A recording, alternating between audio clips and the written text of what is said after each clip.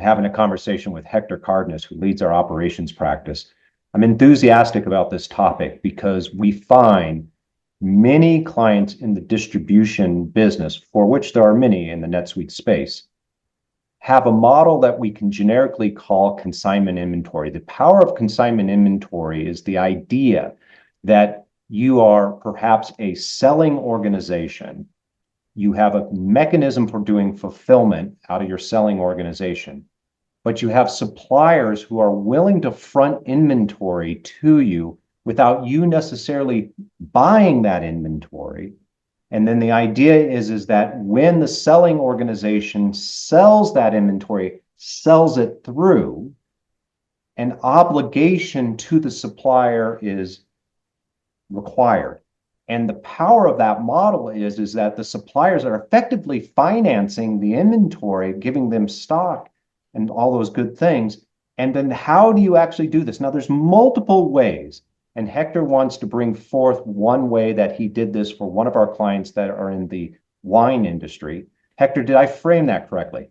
Yeah, that's right. I'll round out the details as I go through and just ask any questions as you're listening. I think that's good. So good to start. Just again, we're talking about consignment inventory. We created a solution, right, to help customers handle these challenges that you'll see. So just as a bit of background, so our organizations, right, they're often, like Marty was saying, holding and distributing inventory for vendor partners, right? So they have a partner in the environment, they like to hold their inventory and they want to distribute it, they want to sell it, right? And they're doing this on a consignment basis. And there's some challenges that happen, right? And one of the first challenges is properly costing the inventory. You want to cost it correctly, and at the same time, you want to create appropriate billing, right? Vendor billing for this. And you want to make it so that it doesn't interrupt the normal flow of your operations. You want this to feel just like anything else, right? Someone orders something, I simply just fulfill it. I don't want to be bothered with all of the things that we may need to see because it's not a regular, right, purchased inventory. So those are really the challenges. And here's a little bit about kind of the setup for some considerations that you might want to think about, right? So we talked about that the organization has some consignment obligation. The organization, their agreement with the partner is, hey, I'm going to hold this for you. I'm going to hold your inventory, and not just hold it. I'm going to know how much you have, right, at all times. I'm holding it. I'm responsible for it. So they're holding it until they fulfill a customer order. Oftentimes they need to keep it in a separate location, right? This particular scenario is for, like Marty said, is a wine business, and there are strict rules about how you hold wine, how you distribute wine. They're all kinds of rules around that, and so this is an important thing. The other thing, there's a concept here about the balance sheet, right?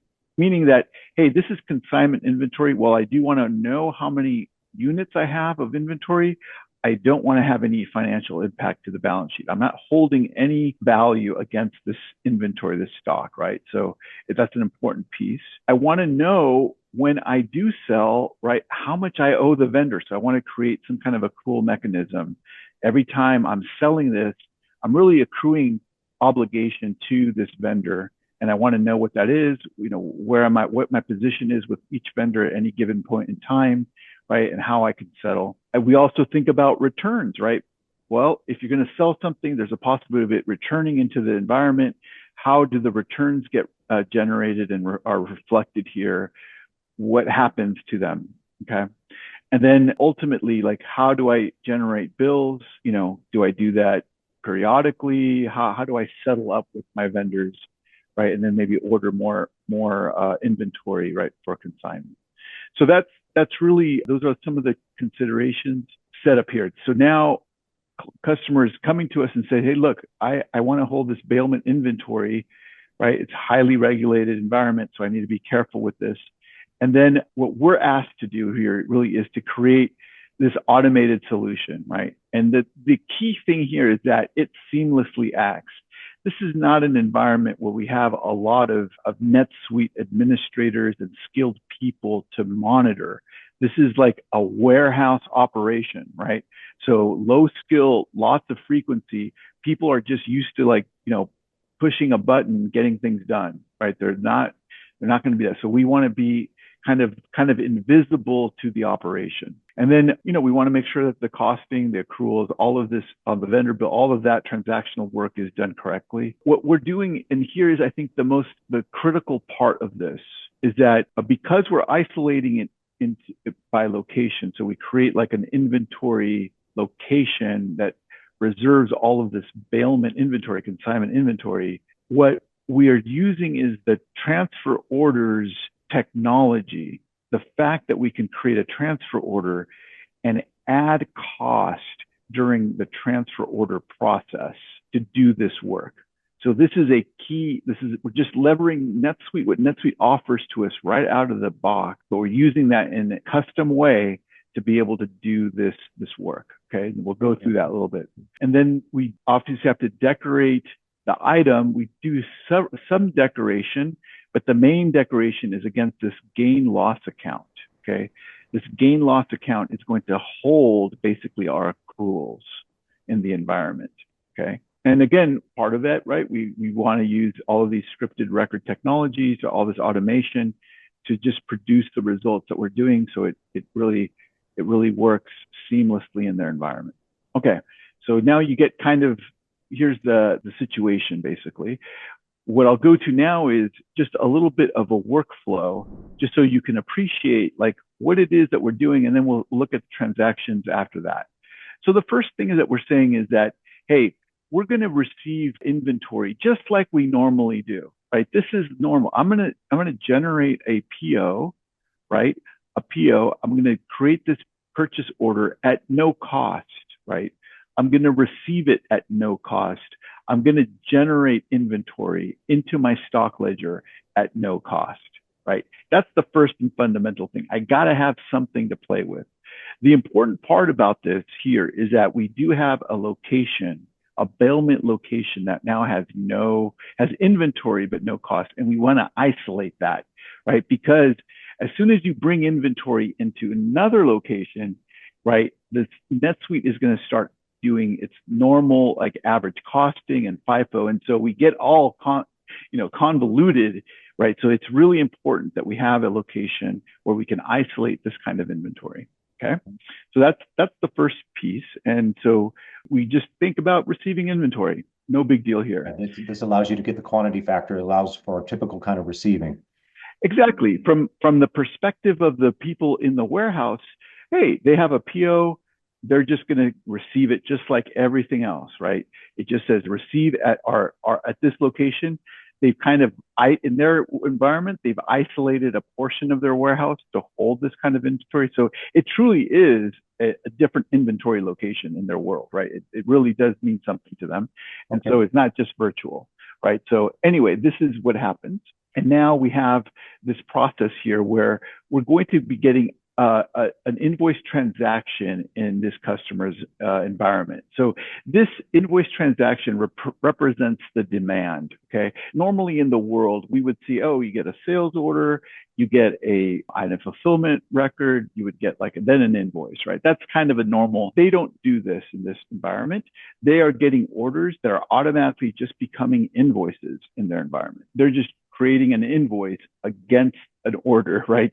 Are they using NetSuite for their fulfillment operations, or are they using sales orders otherwise? They are not. They are not. They have a different warehouse system, and these orders are coming in because that typically you would see typical sales orders at least to drive the fulfillment narrative. So tell us more about that. Yeah. I mean, I won't go into too much, but they don't have a traditional warehouse management system, right? They are a very low-tech kind of organization that simply sees all of these invoices, prints them out, and then warehouse workers go in and pick items, package them, and let them go. Okay. But that was their previous world anyways. They were using invoicing and so forth, because I might challenge that model otherwise, but I wanted to understand. Yeah. This was their existing situation. Right. You typically wouldn't see this, right? But this is their existing model, how they would how they would fulfill anything, right? Okay. So they use invoices almost like pickers and shippers, and it's a way to drive the warehouse we know that there's, that is not necessarily a traditional flow. But let's go with the concept that the invoice is driving this. I need to be there with you. Yeah, let's go with that concept. It really is the demand record, right?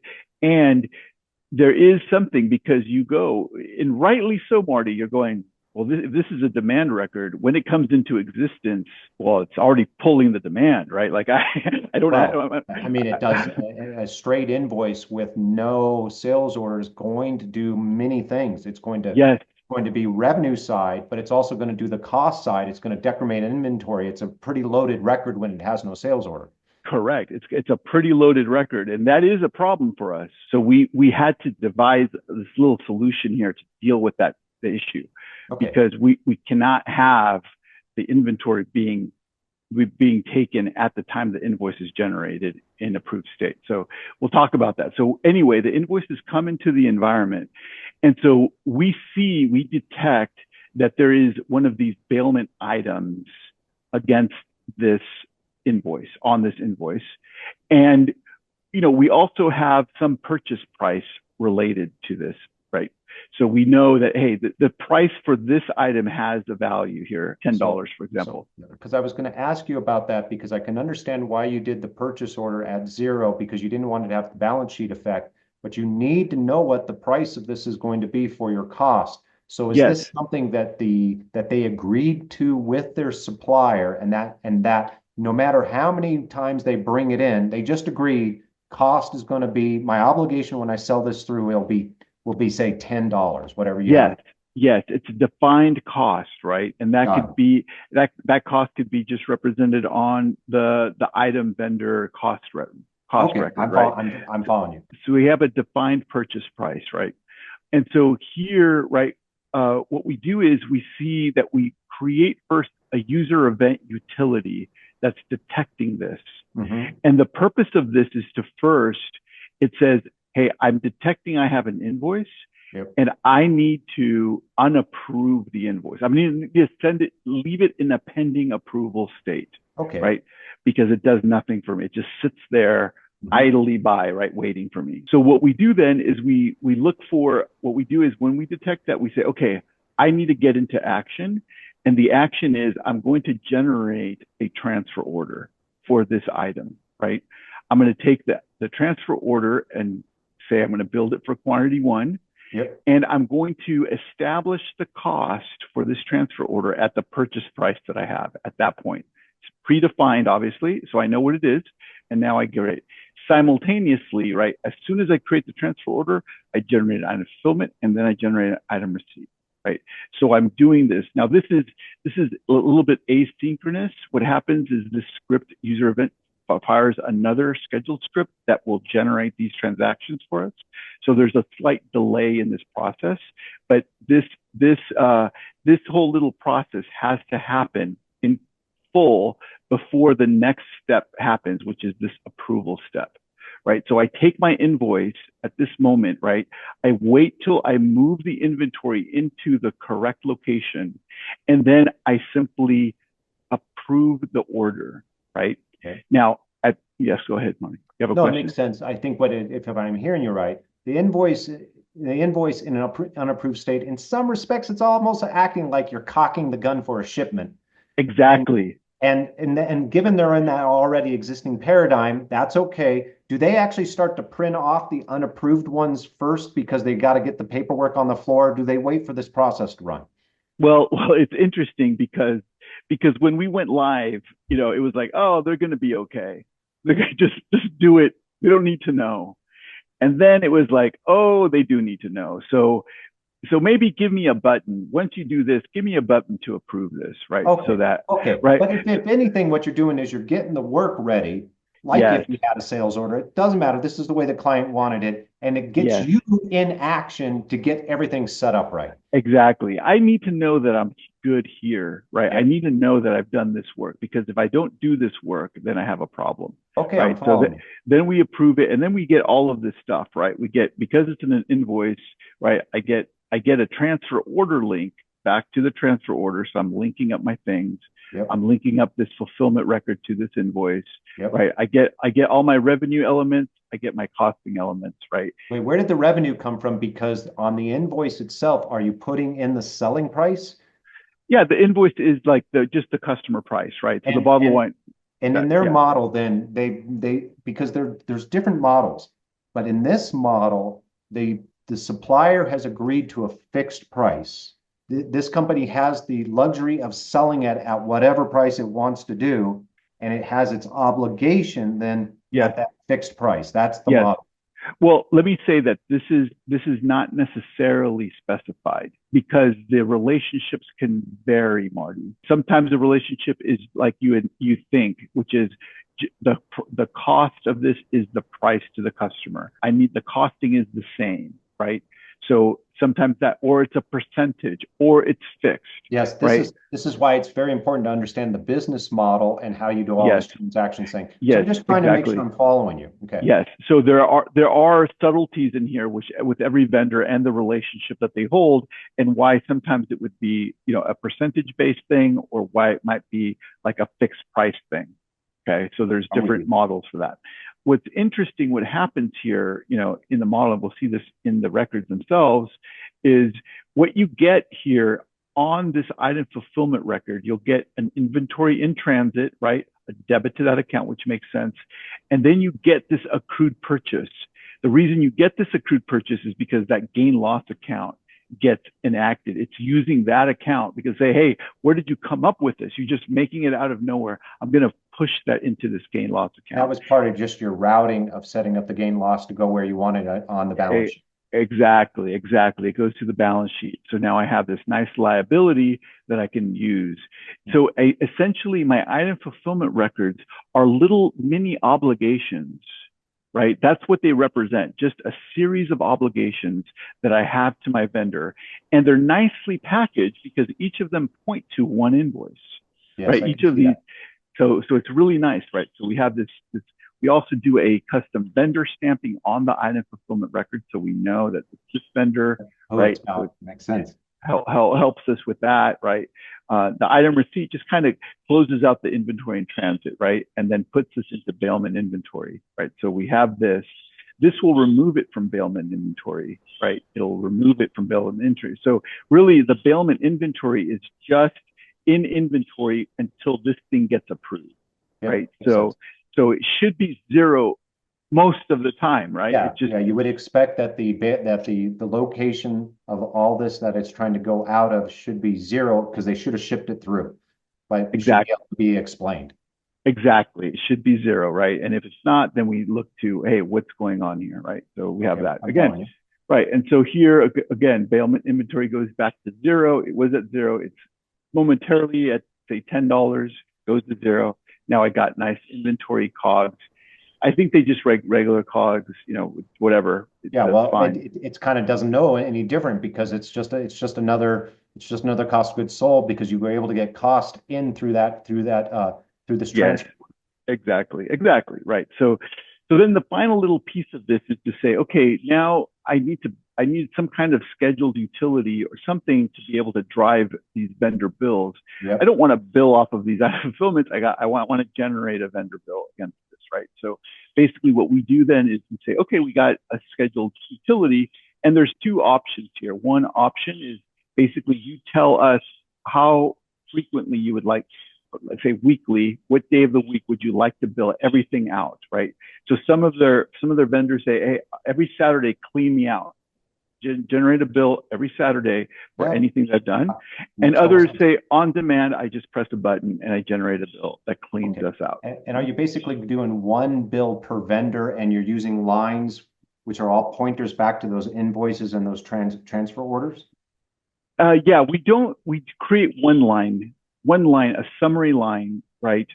And we know the detail because we have links to all of this. Got it. It's just but you were trying to shape the vendor bill according to your obligation. You had choice over the shaping. You've got the transaction cross references, so you can create the reporting or anything you need to explain that.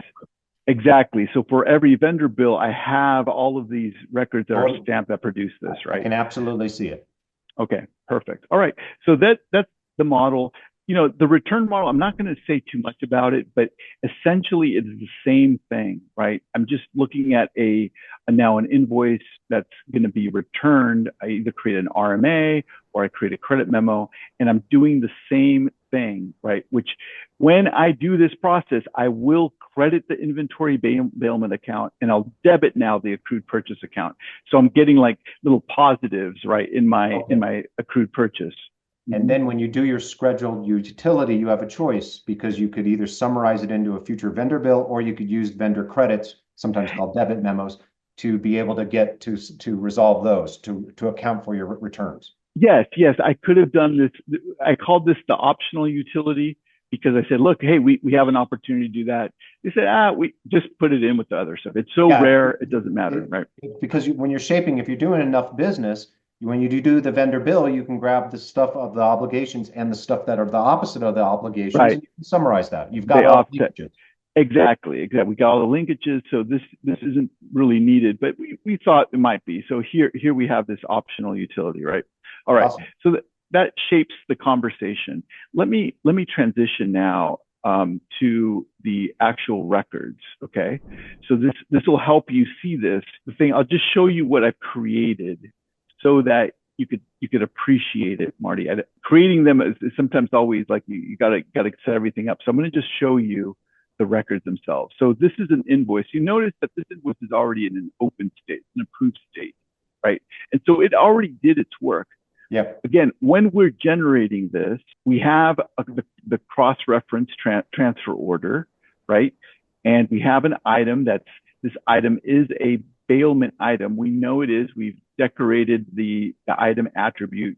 Bailment is true, right? So we know that we're working with the bailment item. We know what vendor is related to this item because there's one vendor associated with this item, okay? That's how we set up this thing. And then the other aspect, like I was talking about earlier, was in this item setup, this is bailment. You also need to know, say the pricing of this, but you also need to see this gain loss account, which we're pointing to this bailment accrual account. Yeah, it totally makes sense. Right. So we're all in there. So great, we have that. So as we generate this, we're going to see this transfer order that gets picked up, right? And you can see that we have an item on this transfer order. There is a quality about the transfer order, which is not on this form, but it's to use the transfer costing here. Right, you have to mark that as true, but you do get a transfer price now. So we go ahead and got a transfer price for this item. That's what you had to calculate in the script. You had to go back to the item, look up the item defined value, determine what that will be to plug that in. Right, to plug this in. Right, so we plug this in, and now we move to our item fulfillment. So our item fulfillment gets stamped. You'll notice again, it's going to have a cross reference to the invoice. Right. We get this item, we get impact right at this. So again, inventory in transit, and now you can see that it's hitting that gain loss, which is this bailment accrual. So that's the real trigger here for this to work. It completely makes sense.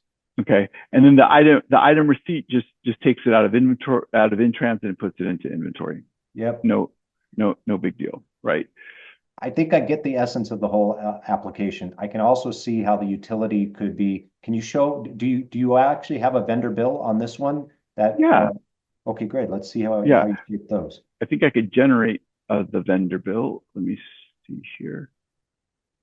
Just hit that. Right. It's got, right now it has a number of bailment transactions that it's going to produce. It does it in the background. I'm not sure how long it'll take as a sandbox, but we'll see.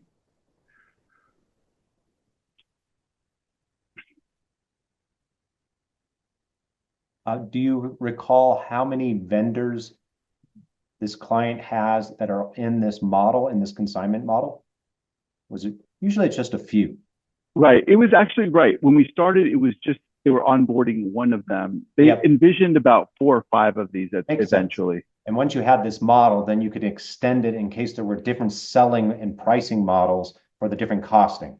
Yes, yeah, we didn't want to get into all of that, right? We just had the simple model that they had, and then we just proceed And then they with can that. build on this. Okay. Yeah. So yeah, we don't necessarily, we don't know all of the requirements and all the bits that need to be there, but you get the essence of the idea, right? If you could Yep. just somehow in the database define the costing element, then you can just use that as you go. Might take a second. Let me see if I could pull up an existing one, Marty. Yeah, it's actually marking them. You'll notice that this number down here is going down. So we have a script That's the queue of work. That's the queue of work, right? That And this was kind of a testing thing, and I think I spent too much. Here's another one that I produced earlier, right? So intuitively, I can see what you got to do, and of course, I could see it doing the work. But that's yeah, great that you're tying it out, and you can actually see what your obligation is, even though you haven't got it over to AP to get it easy to set up. It's sitting in the bailment accrual account. right. This bailment accrual right here. Here's one that I did do actually previously. So I have this 52,000, and in here we have all the bailment transactions. We have a little sub list that shows all the items and values for that, and then same thing. You could print out a vendor bill, right? All of the data. Obviously, this demonstrates that we have a connection to all of the data, all of the original item fulfillments, right? So we could generate a bailment bill related to each of the items that are on this that have been delivered. Now, they only wanted a very limited amount of data on here. Of course, we could get anything that was on the invoice, the end customer, right, the dates, all of those elements. We could group, do anything we want to against this because we have all of the connections in the database, right? So that's a nice feature of that. And so it's to us, it's a very straightforward utility, right? At this point, just go ahead and generate bills. So that probably is about all of the elements that we have time for, Marty. We spent most of our time here. Let's conclude. I can see all the building blocks here. The powerful innovation was your ability to think about how to use the transfer order and the fact that you wanted to isolate out the inventory to allow for some control and isolation and reporting. Plus, then you wanted to use something to trigger the proper kind of timing to put it in action. I can easily see a model that if we were in sales orders, we could do something very similar to make all this come together. In essence, though, great innovation on trying to use the transfer and the transfer order gains and loss area for what is called transfer pricing. For many organizations that don't ever have transfer pricing, you're using it very powerfully. Yeah. This is awesome, Hector. I can't wait to help people understand this. Is there anything more you want to share and before we conclude? I think we're really excited about that. Thanks, Marty. We hope you found these insights helpful. If you're ready to get more out of your NetSuite investment and unlock untapped potential in your business, start your journey with Prolecto. Contact us today.